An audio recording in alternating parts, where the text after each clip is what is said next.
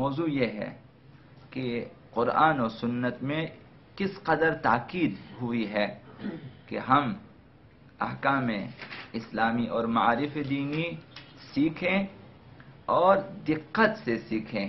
تاکید اس بات پہ ہوئی ہے. تو کل کی گفتگو میں آپ کی خدمت میں عرض کیا کہ اسلام میں بہت سارے واجبات ہیں، ان میں مہم ترین واجب معرفت اللہ کے بعد احکام شریعت کا سیکھنا ہے، اور وہ بھی دقت کے ساتھ سیکھنا ہے، سمجھنا ہے اور عمل کرنا ہے. تو اس سلسلے میں بہت زیادہ تاکید ہوئی ہے. اب احکام کا صحیح طور پہ سیکھنا اور ان پر عمل کرنا ہی ہماری سعادت کی ضمانت ہے. سعادت سے مراد اخروی کامیابی اور کسی حد تک دنیاوی کامیابی بھی اسی سے مربوط ہے. سعادت یہ کہ آخرت میں ہم کامیاب ہونے والوں میں قرار پائیں، نہ کہ ناکام ہونے والوں میں. جو لوگ کامیاب ہوتے ہیں اور جو لوگ ناکام ہوتے ہیں قیامت کے دن، ان کے بارے میں مختلف تعبیرات ہیں قرآن میں. کبھی کہا کہ سابقون السابقون، کبھی کہا اصحاب الیمین، کبھی جو ناکام ہونے والے اصحاب الشمال، کبھی کہا کہ جن کے نام اعمال ان کے دائیں ہاتھ میں دیے جائیں گے، کامیاب لوگ جن کے نام اعمال بائیں ہاتھ میں یا پیٹھ پیچھے سے لا کر دیں گے، اور ناکام ہونے والے لوگ کامیاب والوں کو فرشتے آئیں گے، سلام کریں گے، جنت کی لے جائیں گے، اور ناکام ہونے والوں کو جہنم کے فرشتے آئیں گے. اور پھر خلاصہ بہت ساری باتیں ہیں. تو ہماری کامیابی کہ جس میں خداوند متعال ہمیں جہنم سے نجات دیں اور جنت کی طرف ابدی زندگی کی طرف ہمیں لے جائے، یہ اسی معارف و احکام شریعت سے مربوط ہے. معارف دین یعنی ایمانیات اور احکام شریعت اسی سے مربوط ہے.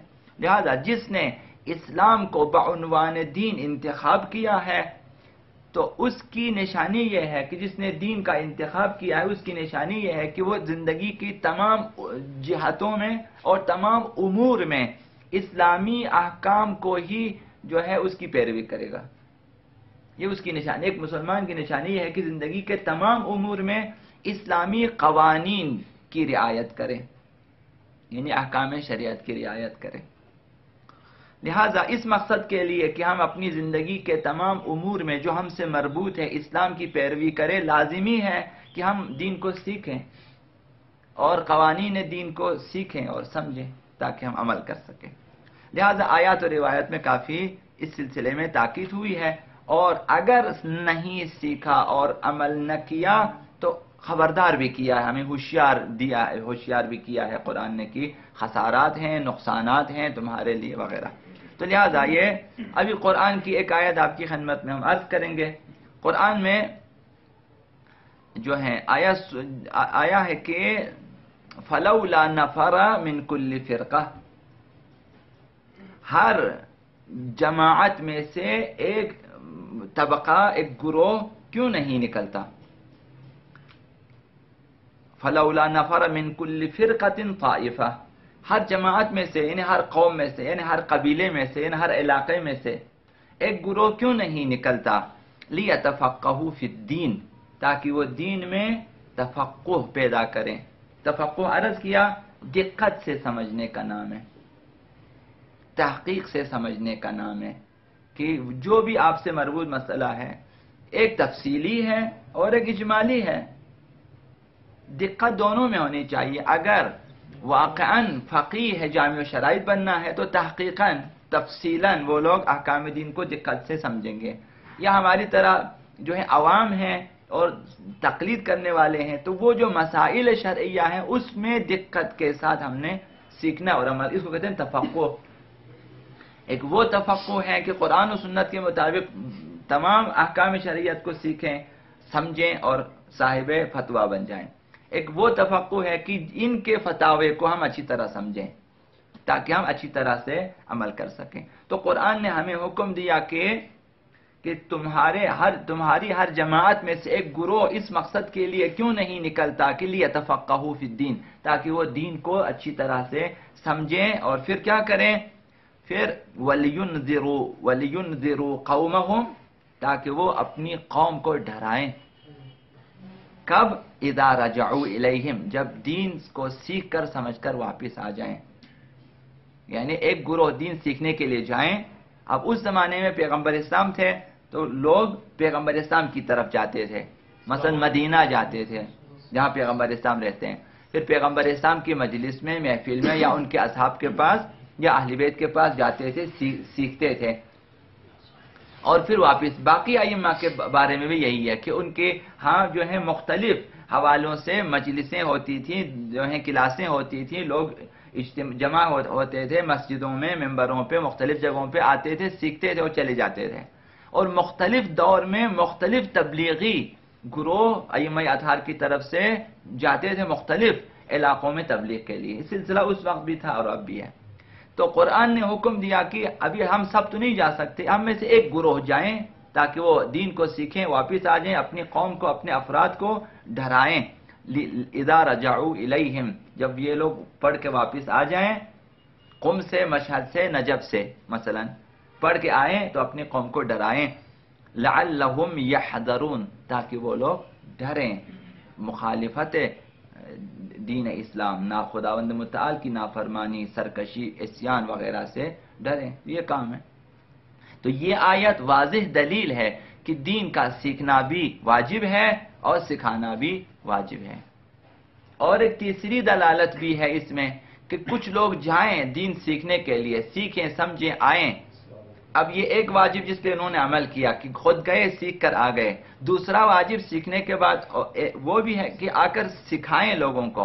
اب تیسرا واجب خود بخود عوام کے اوپر ہے کہ وہ ان کی طرف رجوع کر اور سیکھیں جو دین سیکھ کر آئے ہیں. تو لہذا مبلغ بننا بھی ضروری ہے، آ کر تبلیغ کرنا بھی ضروری ہے، عوام کے لیے سننا بھی واجب ہے. چونکہ جب تک عوام نہیں سنیں گے ان پر واجب نہیں ہے. جب سننے والے ہوں تب علماء پر واجب ہے کہ ان کو پڑھائیں. حضرت امام راحل علیہ الرحمہ سے جب کہا کہ ہم جو ہیں آپ کے مقلدین کو کم کر دیں گے، کہا پھر ہم آپ کا شکریہ ادا کریں گے، اس وقت میری ذمہ داری ختم ہو جائے گی. یعنی اگر ہمارے مقلدین کو کم کیا تو پھر میری ذمہ داری ختم ہو گئی.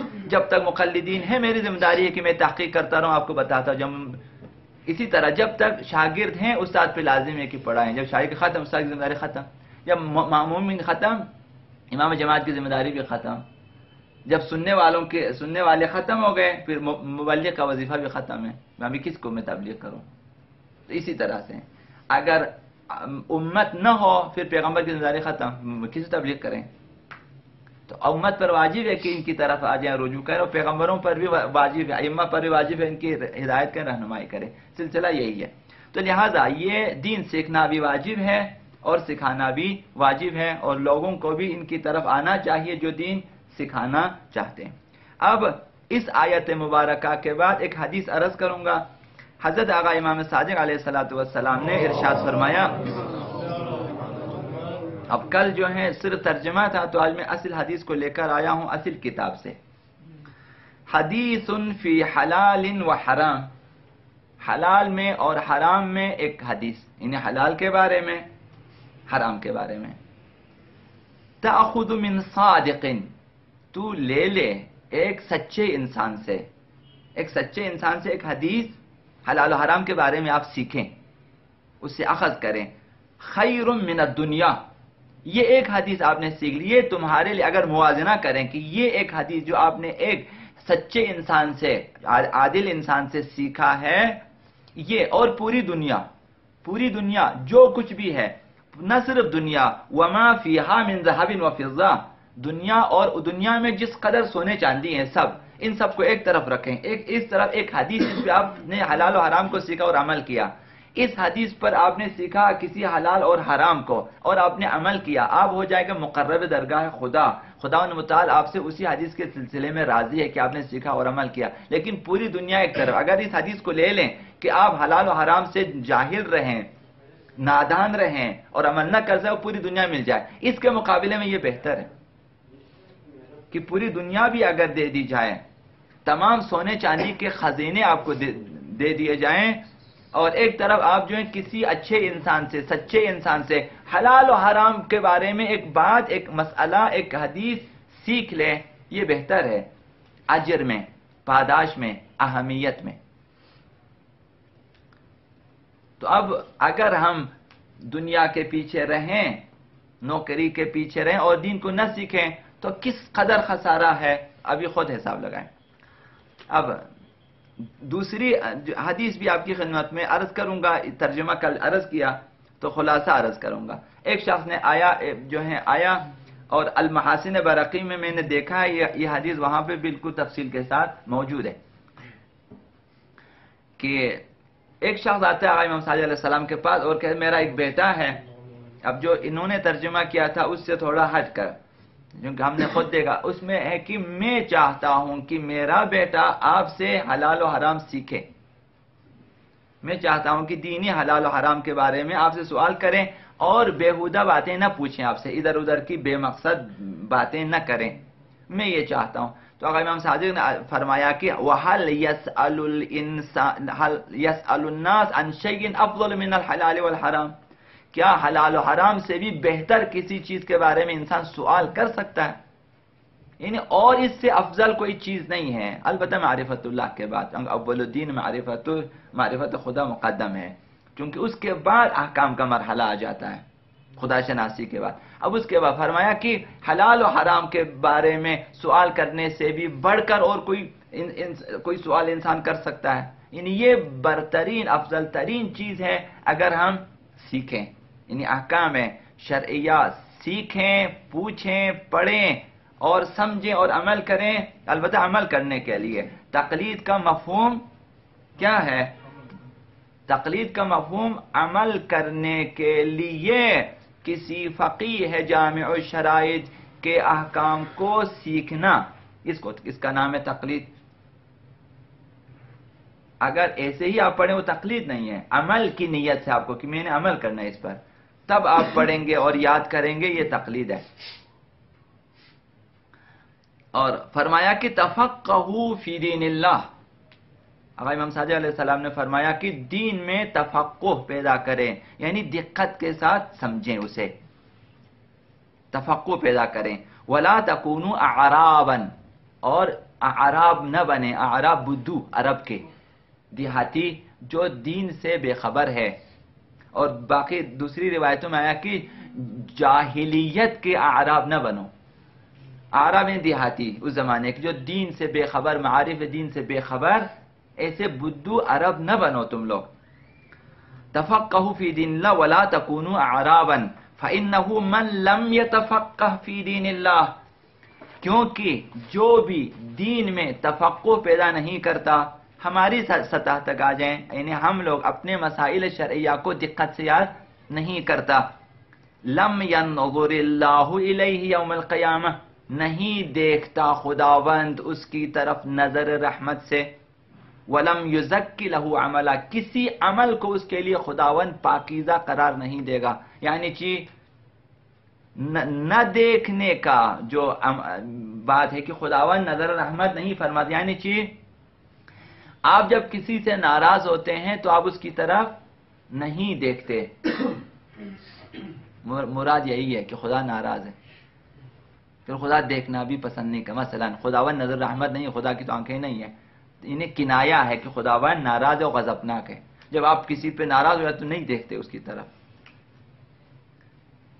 لم ينظر اللہ یوم القیامت، لم ينظر اللہ الیہ یوم القیامت، کہ خداوند اس کی طرف نظر نہیں کرے گا، ولم یزک لہ عملا، اور کسی عمل کو بھی پاکیزہ قرار نہیں، جب تک عمل پاکیزہ نہ ہو خداوند قبول نہیں کرتے، عمل صالح ہے، صالح نے پاکیزہ عمل، خداوند کسی عمل کو، تمام اعمال اس کے پاکیزہ نہیں ہے، جب پاکیزہ نہیں قبول نہیں ہے۔ تو قبولیت اعمال کی شرط یہ ہے کہ احکام شرعیہ کے مطابق ہو، یہ شرط ہے، چاہے آپ جو بھی کریں۔ اب جو ہے آپ کی فیس بک کی ایک مثال یہاں پہ دوں گا، بارہا ہم نے کمنٹس میں لکھا، مگر کسی کے کانوں جو ہے کسی پہ کوئی اثر نہیں ہوتا۔ آپ نے دیکھا ہوگا مہتاب اس کے لائیو ہوتے ہیں کہ سونے کے اس نے بڑے چمچے بنائے سبیل کے لیے، اگر امام حسین کی سبیل دینی ہے، اب اس میں کیا ہے، لوگ سونے کا چمچہ بنا، وہ کہتے ہیں 3 لاکھ یا 4 لاکھ یا اتنے لاکھ روپے کا بنایا. اب کیا ہے، اسلام نے اسے حرام قرار دیا. اب یہ خود آقا امام حسین کی ثواب کمانا چاہتے ہیں. یحسبون انہم یحسنون صنعا، مثلا قرآن میں کہ یہ لوگ گمان کرتے ہیں ہم اچھے عمل انجام دے رہے ہیں، جبکہ شریعت کے مطابق نہیں. شریعت نے کہا کہ سونے چاندی کے برتنوں میں کھانا پینا حرام ہے، استعمال حرام ہے. آپ سونے کے چمچ سے چاول نہیں کھا سکتے، چاندی کے چمچ سے چاول نہیں کھا سکتے، آپ کھانا نہیں کھا سکتے.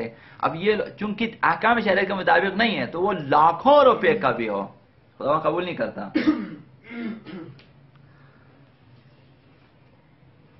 اب آخری حدیث، ایک اور حدیث عرض کروں یا نہیں؟ ایک حدیث ہے، یہ یہاں تک تو کل عرض کیا تھا، یہ ابھی آج اسے ضرور سنیں. حضرت آقا رسول خدا صلی اللہ علیہ وآلہ وسلم نے ارشاد فرمایا، اُفٍ لکل مسلم، ہر مسلمان کے لیے حیف ہے، افسوس ہے. یعنی پیغمبر ناراض ہے، جب آپ کسی ناراض ہو کہتے ہیں افسوس ہے، حیف ہے تمہارے، یعنی میں بیزار ہوں ایسے مسلمان سے. اف کا مطلب یہی ہے، افن یعنی میں پیغمبر اسلام فرمائے میری طرف سے اف ہے، حیف ہے اس مسلمان کے لیے. لا یجعل فی کل جمعۃ، جمعہ یعنی ہفتہ، یعنی 7 دن، ہفتے سے مراد نہ کہ روز ہفتہ.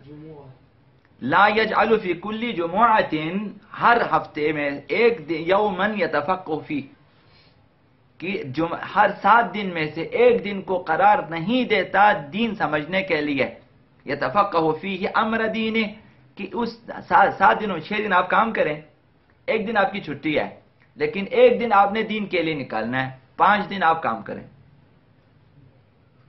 ایک دن جو شخص قرار نہیں دیتا دین سمجھنے کے لیے، وَيَسْأَلُ عَنْ دِينِهِ، اور جس میں دین کے بارے میں سوال کریں. اب دو چیزیں ہوتی ہیں، یا آپ خود سمجھنا چاہتے ہیں تو آپ پڑھ لیتے ہیں امر دین، تفقہ فی الدین آپ خود، یا پھر آپ پوچھنا چاہتے ہیں، یا ہفتے میں ایک دن ایسا کریں کہ آپ دین کو پڑھنے کے لیے کتابیں وغیرہ تیار رکھیں اور پڑھیں اور خود سمجھیں. اگر آپ مثلا اہل مطالعہ ہیں، آپ پوچھنے والے ہیں تو ایک دن اپنے لیے ٹائم نکالیں اور کسی عالم سے بھی ٹائم لے لیں آپ کہ آج میں نے آپ کے پاس آنا ہے دین سیکھنے کے لیے، آپ سے پوچھنا ہے. اپنے سوالات ہفتے بھر جمع کریں، لے جائیں اور ان کو دیں، کہیں کہ ان سوالات کے جوابات میں یہ مسائل شرعیہ مجھے چاہیے. تو جو شخص ہفتے میں ایک دن دین سیکھنے کے لیے منتخب نہیں کرتا، مختص نہیں کرتا، پیغمبر اسلام فرمایا میں اس سے بیزار ہوں. حیف ہے اس ایسے مسلمان کے لیے، افسوس ہے اس پر، وائی ہے اس پر.